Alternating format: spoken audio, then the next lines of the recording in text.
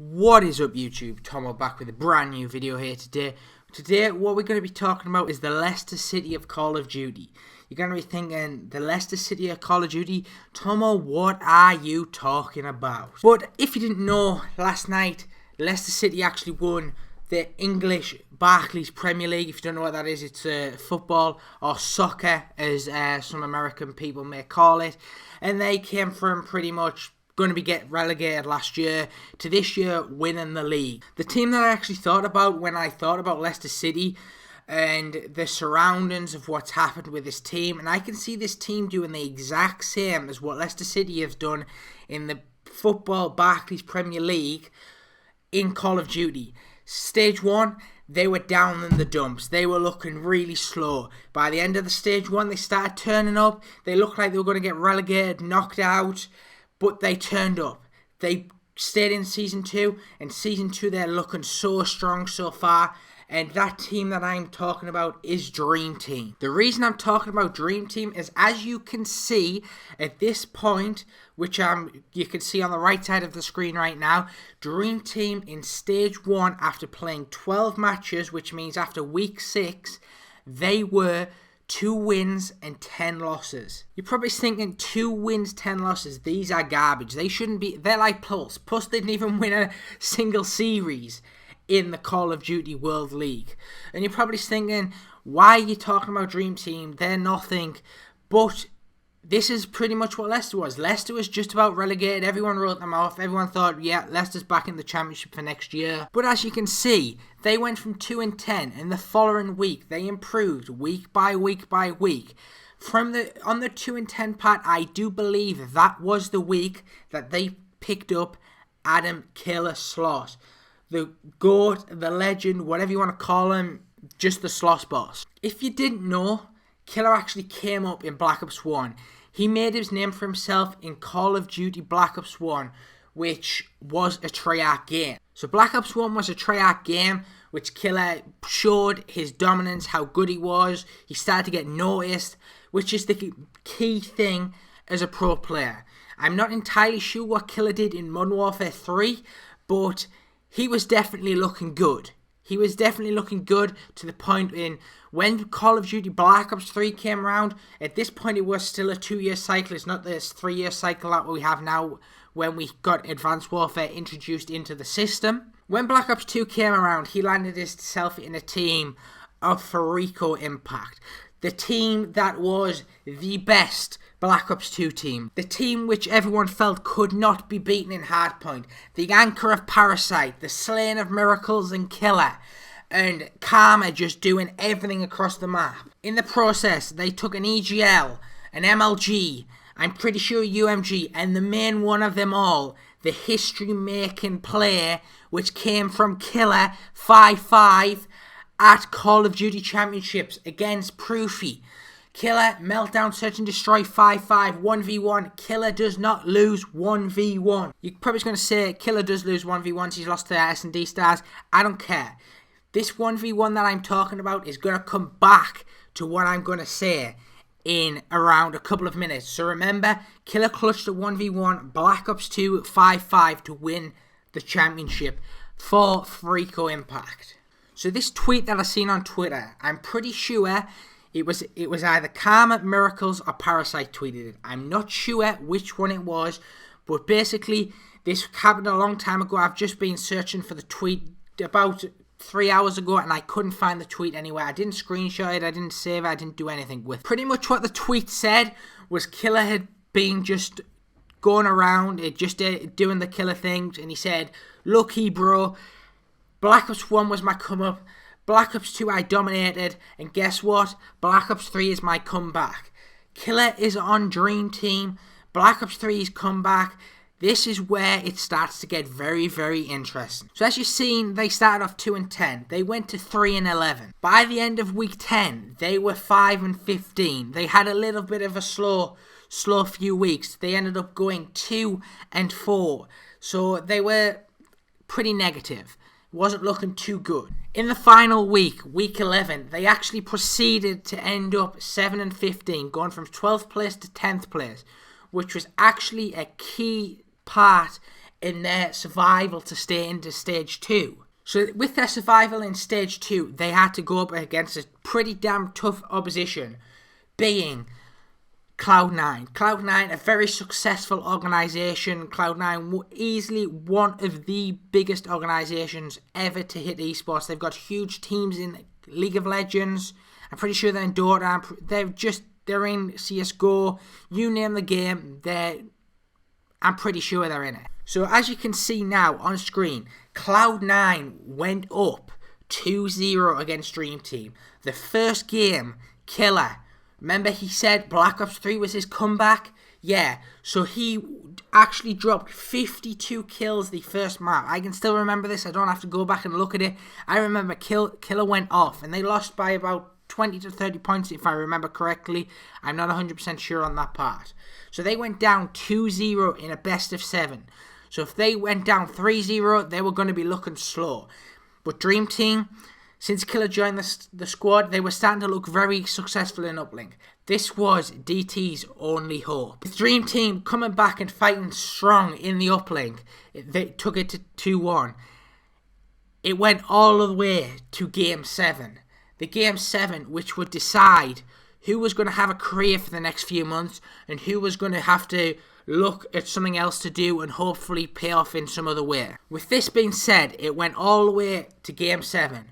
And like I said earlier, with Killer with his 1v1 players to win for Eco Impact the Grand Finals of the World Championships in Black Ops 2, this came into play once again.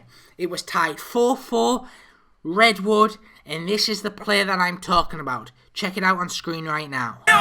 It's a 1v1 Killer for all your hopes to be left alive in the match. Oh no, he's gonna get caught. He's gonna get caught. He's spot. We're going to a round 11. Everybody in the venue is losing their mind. So remember earlier when I said Killer is a clutch factor. He clutched up in a 1v1 meltdown search and destroy 5-5 against Proofy for Eco Impact to take home the 2013 World Championship in Black Ops 2. Well, did he do it again? Of course he did. So as you can see there, Killer went huge for the squad.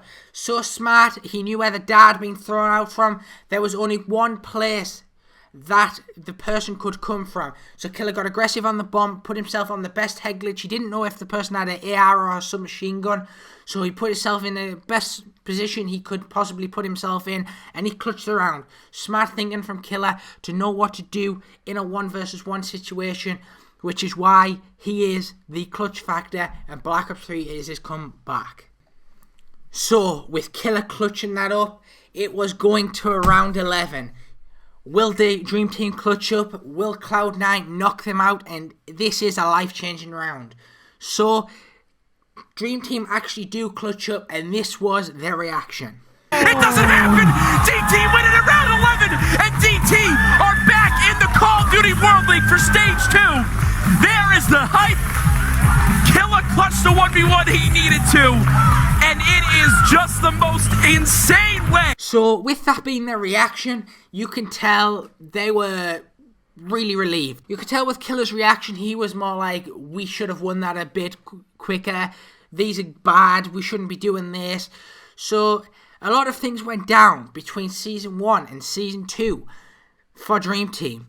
They ended up playing with Killer, Chino, Spacely, and Parasite. This team seemed to stick together for around 3 to 4 days. They were arguing. Killer and Parasite were going at it with each other. Spacely and Parasite were going at it with each other. And this team just did not seem to work. They seemed as though they were arguing all the time. It wasn't going to work out. They actually tweeted officially from the Dream Team Twitter that they had dropped Sender and Diabolic and they were no longer part of the organisation. This means that Sender was out without a team and Diabolic without a team. At this point, after all the arguments had gone on between Parasite, Spacely, Killer, and a little bit of Chino, they actually decided one day before Season 2 started that they were going to go back with the original roster that clutched up in that round 11 versus Cloud9 Eclipse to stay and stick with in Season 2. They did no practice. This left Killer saying that he was going to bring a comeback in Black Ops 3. He came up in Black Ops 1, he was successful in Black Ops 2, he was coming back for Black Ops 3 and going big for his squad. Sender tweeted out publicly, he needed to show what he was worth. He knew that he was worth that league spot. He knew that he was worth winning the championship this year. Chino being a player that everyone knows, he knows how to perform. His assault rifle shot is dominant. Him and Sender work like a dream team, no pun intended, together as assault rifles for their team. This left Diabolic. Everybody knew how good Diabolic was. He made some insane plays in CTF during stage 1. One of them, he got heat wave 3 times in around 10 seconds, which I don't know how it happened. Specialist got changed the day after that because it was that insane. So with this team having 3 players knowing they need to prove themselves, they need to show that they are worth what it takes to win a championship, be in a Call of Duty World League of the 12 best teams in North America, showing that they were going to put hard work, dedication into their team. They had one of the best, if not the best, hardpoint player from Black Ops 2. They had insane teamwork in Capture the Flag, being down 2-1, taking a capture flag and going to game 5 all of the time during stage 1. With them losing an insane amount of game 5s in season 1, they broke the curse with a few games remaining, clutching up when they went from their 2-10 performance to their finishing off 7-15 performance, which meant they finished off the league around 5-5, clutching up with their backs against the wall, down 5-4 against Cloud9 Eclipse, to clutch it up and get back into stage 2 means they also clutched the last map, Curse. With them clutching up so many times so far, and if you can see on screen right now, they actually started off the league 3-1. They haven't had easy games, they've played some fairly good teams, and they're looking definitely good right now. In my opinion, if this Dream Team sorts out their search and destroy, they're going to be a force to be reckoned with. Killer's going to be right. It's going to be his comeback. And to be honest, this team could be, going back to my original point, the Leicester City of the Call of Duty World League. You're probably going to be thinking there, Tomo, you're crazy, isn't going to happen. If I could place a bet on where Dream Team would finish at the end of the stage, I would put a bet on for them finishing in the top 3. As you can see on screen, they're technically in 4th position in the Call of Duty World League right now, but they're tied for first. Map percentage doesn't really make a factor at this current present moment in time.